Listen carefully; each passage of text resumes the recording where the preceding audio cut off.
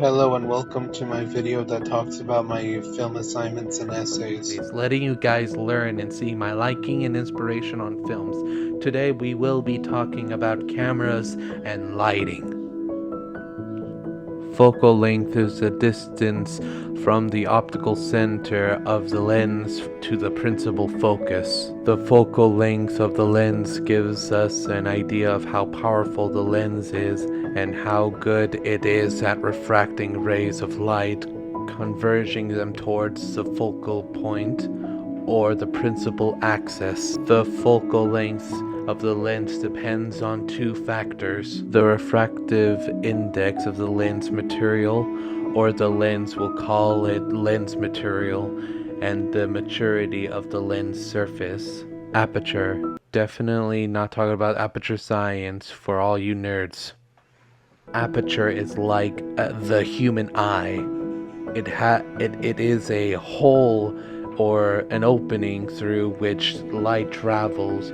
The aperture and focal length of the optical system determine the cone angle of the bundle of rays that come to a focus in the image plane. An optical system has many openings that limits the ray bundles. Shutter speed. The length of time an image sensors in a camera is exposed to incoming light. It's cool that it will capture the detail on something that is moving, judging from how much shutter speed you put, if you put it slow or fast in seconds, like a door opening for the light shines in down the hallway and closes. IOS. IOS is a measure to determine the level of light sensitivity on the camera sensor. If you do a high IOS setting, the more sensitive the light sensor will be. iOS settings have two ways according to the conditions in which you take pictures, namely by setting low iOS in a bright place, you can get more accurate and detailed photos. The incoming light makes the camera sensor stronger if you take pictures in low light. High iOS levels becomes more useful. Key light is the largest and strongest light. Give the subject a dramatic look. The key light should be placed at an angle so it would illuminate about 3/4 at the subject's face. It is only your main light in your setup and covers the face the most of the subject. Mostly it can be a 45-degree angle up on the side to give a noticeable triangle light on the face. Fill light makes the subject less dramatic and a bit away from the subject. It is placed on the opposite side of the camera from the key. It just fills in the shadows for the key light, dining down the brightness so the face of the subject won't look flat. Back hair light. It helps make it more cinematic to the subject's back head.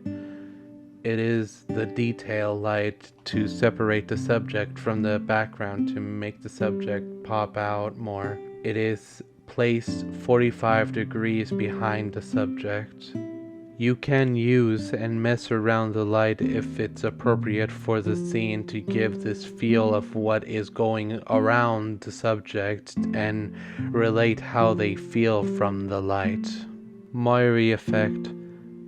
It can be visible while shooting a sharp image.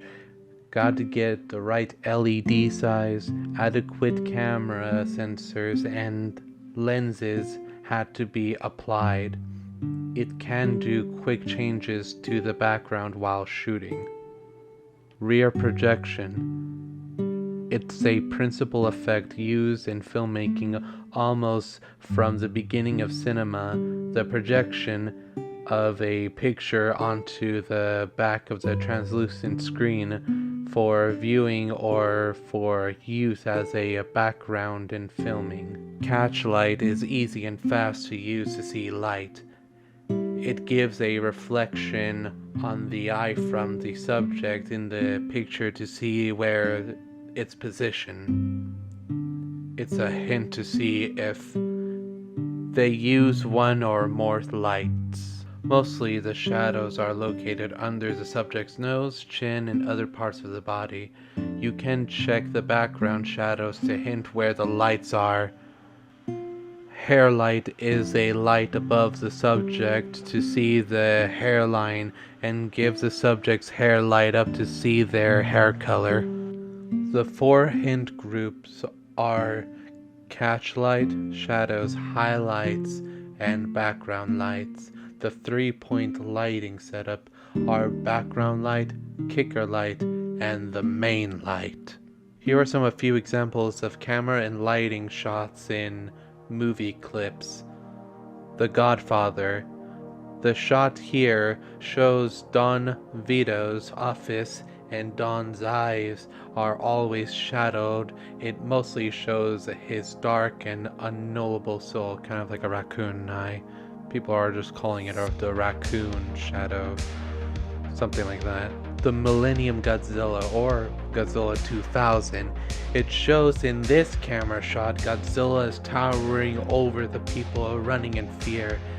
This is my favorite Godzilla shot in any Godzilla shot, to show how terrifying he is as a destructive monster dominating the whole city, with the flames illuminating behind him, kind of like this satanistic hell, with that illuminated shadow of Godzilla, like some silhouette, and I just love it.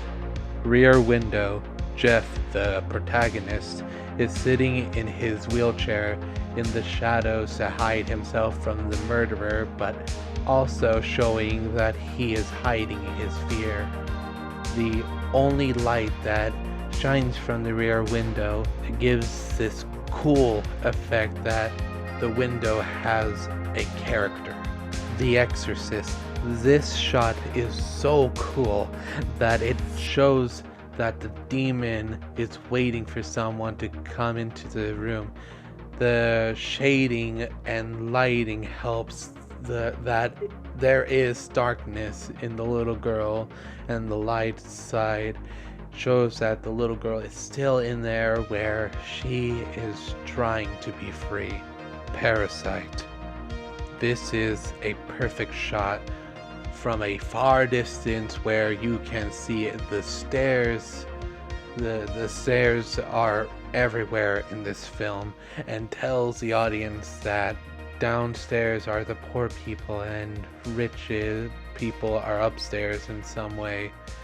And plus, these are my thoughts. These are just examples of showing that sometimes light and camera shots could give off a good characteristics for the protagonist or to any other character, to show their emotion or show their reaction.